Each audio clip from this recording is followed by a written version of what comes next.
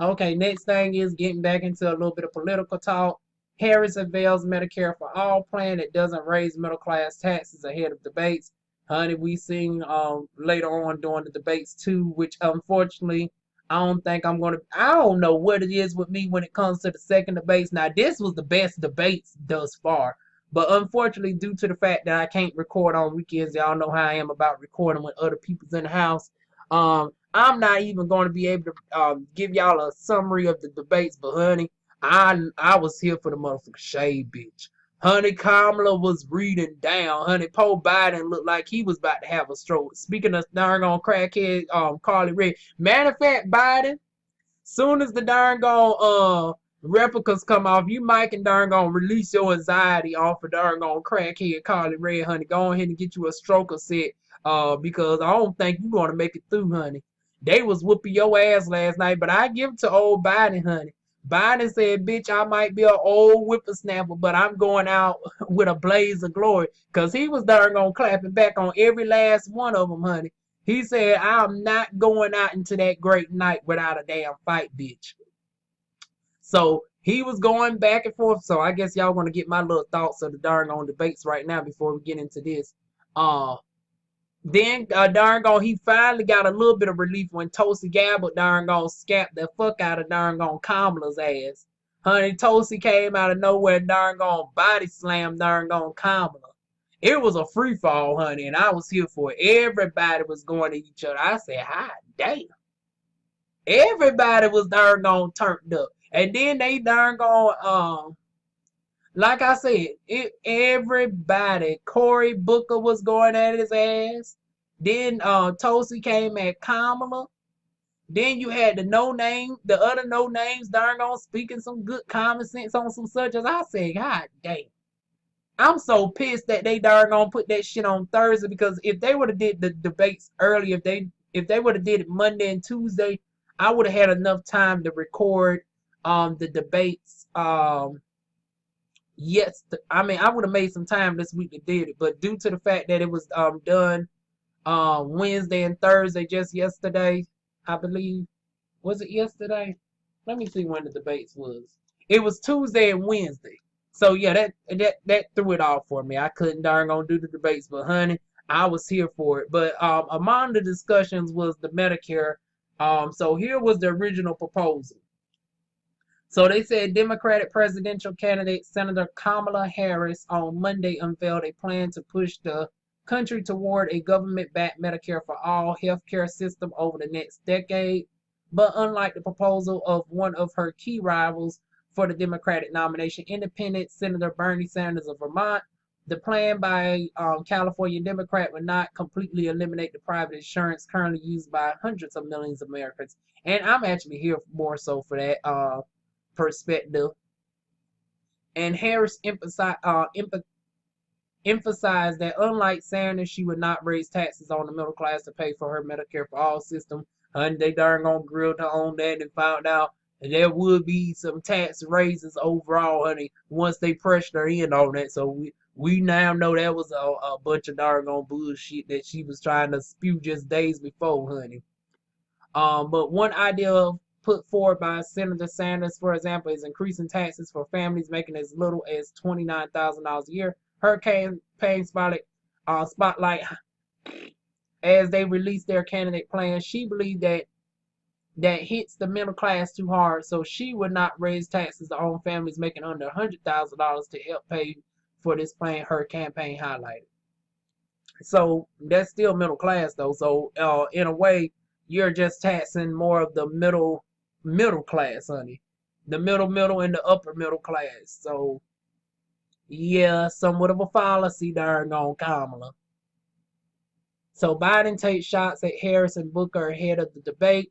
The release of the plan comes 2 days before Harris stands center stage next to former Vice President Joe Biden in Detroit in the second round of the Democratic primary debates. And of course, if y'all was watching, y'all know how that shit went down. Like I said, I was here for it. And just in case y'all don't know, on Twitter, I do be live during the debate. So if you ever want to catch me live, I am going to be live on every debate. So I should have told y'all that in advance, but If y'all want to know my full thoughts, just go ahead and scroll through my Twitter. My Twitter will be down below. I am live and tweeting during every debates. The next debates are in October. So they was already getting their warm-ups in, though, taking jabs at each other left and darn wrong right. So the irony that 2 days later, Biden talking about telling Kamala to go easy on me, kid, and he started the damn shit. Now, will you believe that? Talking about go easy on me, and then your trifling ass gonna start in on her. You try to start some shit, and she darn gonna finish it to the point where Tulsi Gabbard had to come to your darn gonna rescue. Honey, like I said, if y'all missed the debates, this was the darn most firing debate out of all of them. The second night is where all the shit went down. I mean, all 2.5 hours, you would not be disappointed. Honey, that shit was better than watching the soap operas. Now, of course, the first night was more so bland. It really took off with Marion Williamson, who I'm personally, leaning towards. Matter of fact, I just gave her the second I just gave her my second donation today.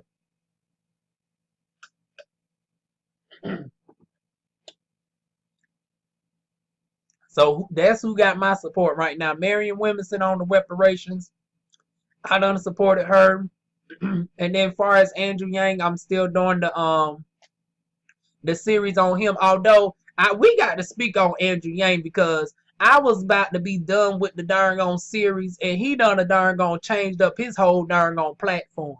So to my Andrew Yang, to the Yang gang, I did tell y'all to have him change up, but y'all could have waited until I was done with my series because now I got to jump through the policies. Like I was going in order for people who's been watching my Yang gang series. But now he's gonna reorganize the entire darn on platform where I now got to try to go through the policies that we have not gone over yet of Andrew Yang's and find them out because now they all been jumbled together. So that's going to be irritating for me. So it probably be another week or so before y'all see Andrew Yang's platform number 7 due to that. So if y'all don't see it next week, that's probably why it will be on the week of the 14th or something around that time frame before we get Andrew Yang's platform number 7. But back to this, it says last week the former vice president once again singled out Sanders for being honest about the ramifications of implementing the single payer health care. But Biden once again questioned Harris' truthfulness. I find that people will say that they're for Medicare for all, but they're not going to tax the middle class because we don't need to do that. Come on, my point is that this is a fantasy world here. Biden emphasized, I think we should have an honest debate. Look, you can't go out and you can't run for president and beat Donald Trump without levying with the American people about what you're going to do and how you're going to pay for it. I'm anxious for the debate, he added. And sure enough, he was. He darn gonna try to stab Harris in the back, talking about go easy on her. And then you darn gonna try to stab the darn on knife up in her. Hypocrite Joe. Harris says to pay for her plan, she would target Wall Street, taxing stock trades at 0.2%, bond trades at 0.1%, and derivative transactions at 0.02. Okay, Kamala. That she already irritated me right now. The former California Attorney General says she will also end foreign tax shelters by taxing offshore corporate incomes at the same rate as they're taxed in the U.S. The candidates argued that those proposals will raise more than $2 trillion over 10 years, so $200 billion a year, which she says is more than enough to make up for the difference from raising the middle class income threshold to $100,000. Okay, Kamala. I guess since I've been giving Andrew Yang special treatment, this is going to be your impromptu darn on little update to your platform. We just going to go ahead and get into it, honey. He also spotlighted that her plan allows privatized insurers to offer Medicare plans that adhere to strict Medicare requirements as part of the system she's proposing. She compared it to the 1/3 of Medicare seniors who currently have supplement private plans. And of course, I still have the sniffles. Hot damn, it happens every time. In announcing her proposal, Harris highlights that right now, The American healthcare system is a patchwork of plans provided in calls that have left people frustrated, powerless, and insurance companies in charge. And the bottom line is that the healthcare just costs too much. Her proposal, if enacted, would allow all Americans to immediately have the ability to buy in Medicare, which is similar to what Sanders is proposing. Honey, it's similar to what all y'all proposing, and all y'all have some darn on flaws for the most part when it comes to this shit. It would establish a 10-year phase-in period. During the transition, newborns and the uninsured will automatically be enrolled in the public system. Harris explained that the extended phase-in period gives all doctors time to get into the system and provide common sense path for employers, employees, and to uninsured and others fairly designated programs such as Medicaid or the Affordable Care Act in exchange to transition. She added that expanding the transition window would lower the overall cost of the program. Is that all, y'all? Because I wasn't trying to even darn on. I probably even take this out of this darn on series and put it into a video by itself. So if y'all looking at this video by itself, that is why. Because this was a schedule, as y'all can tell, going through bullet points, and I feel like we don't spend too much going in on Harris. For different reasons, I'm not even interested in what Harris got going on. Kamala missed me with the bullshit, girl. It's like somebody who can't even get her darn on ethnicity right. It's like that's already within itself. It's like, girl, you going in literally in blackface as an Indian woman with a track record of darn on of a complete contradiction of what you going for. That so this Medicare for all plan does seem good, but considering who's proposing it, it's like it's going in one ear and out the other. So I apologize if I went from darn on happy to darn on, but considering who we darn on speaking on, it's like, girl, bye. Then you let darn on Marion Williamson the previous night darn on get a step above you. Yeah, matter of fact, I don't even think I hear Kamala mention reparations yet.